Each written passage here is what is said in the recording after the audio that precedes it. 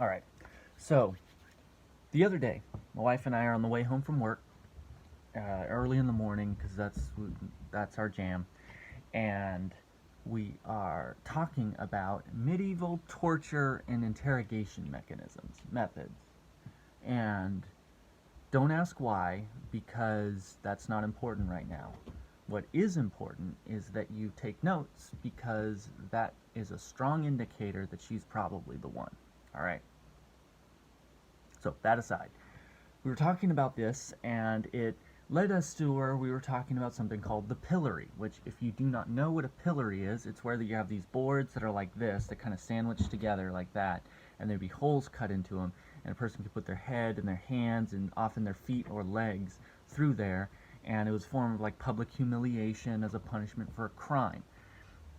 And there's various reasons why that, and often there would be like a sign here, and it would say what your transgression was, or they would have a person standing there that would announce what your crime was or whatever that you had done, and then people could express their agreement with that sentence by throwing things at you like rocks or mud or uh, excrement, rotten vegetables, things like that at you. They could yell at you and slander you, like whatever they could do while you were in there. And often it would be locked. So it's shut, you're in there, and then it's locked so that if you have compatriots or something, they can't come let you out before you're allowed to. Because usually it'd be like you're here, they would sentence you at like noon, and then you'd be let out at sundown, or you'd be left in there overnight, or you'd be left in there for a series of days. And for most places, like it's perfectly legal that if you do have people, they can bring you things like water or food, um, and they can take care of you that way. But you can't let the person out, obviously, before the specific time of their sentencing is up. Well, I once read about a variation of this that did not have a lock, and just as a little bit of a COA.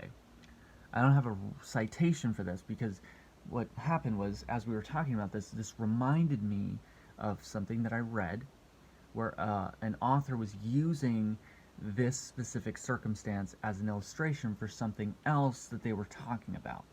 And so I don't remember who it was that I was reading, what book it was, or what they were trying to explain. All I know is that so we're in the very deepest recesses of my memory.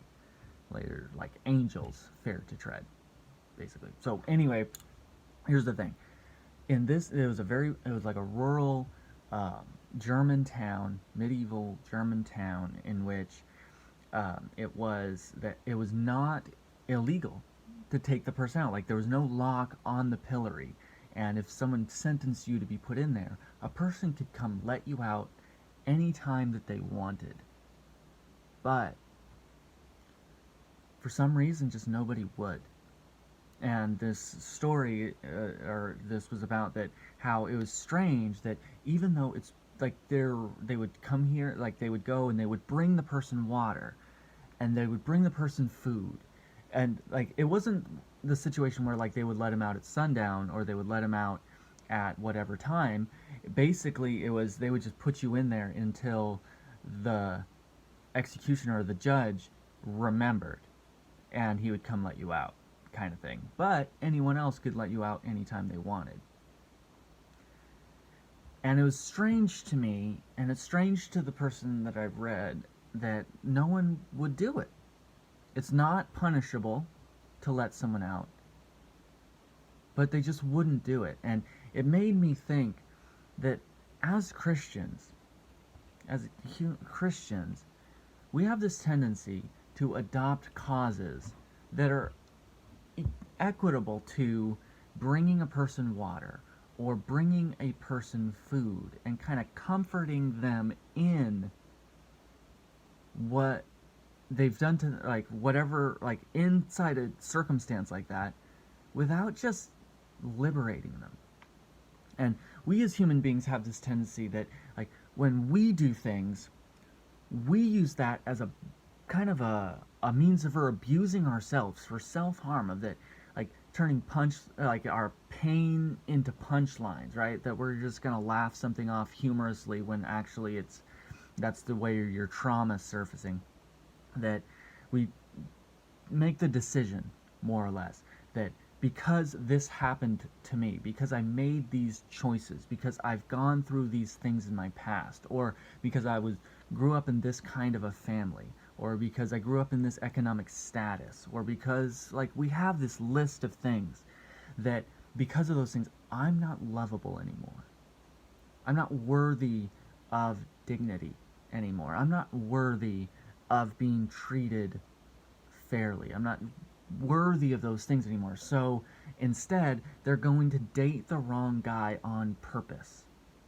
They're going to settle for someone they know is going to hurt them because they feel like they deserve to be hurt.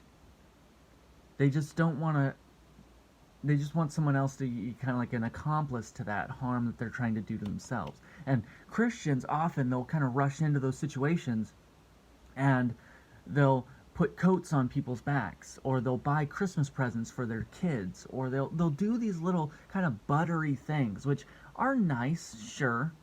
Like, they're nice. But Christianity, Jesus Christ came to declare freedom to the captive, not just comfort to the captive. And yes, it's important that, like, Jesus did say, like, for you visit me in prison, right? And the context of that is that in ancient cultures, they didn't have 3 hots and a cot in prison like we have now.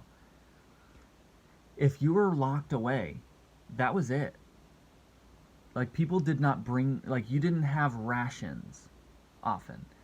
And so if people on the outside did not come in and bring you resources to live, you would waste away and die. You would starve to death.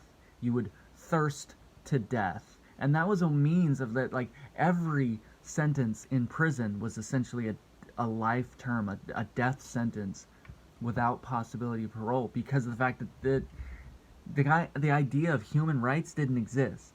So when Jesus is talking about you visit me in prison, like, he's like that you took care of me in a tangible way, and that's important, no doubt about that. But he also came to declare freedom, liberty to the captive, to bring people out of their bondage. And Christians need to get serious about those kind of things as well, of just not just putting band-aids on broken limbs, but actually helping them reset those bones and teaching them how to walk strong again.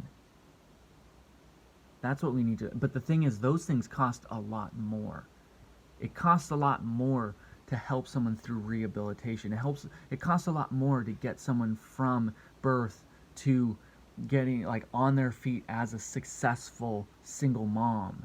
It takes more. It costs more money. It takes more time and investment and all those. Like, it requires more, and that's what often people shy away from. Though in many ways, like, I'm willing to write a check to have someone else do it, but eventually that someone else has to be you. And as a Christian, we have to take that seriously.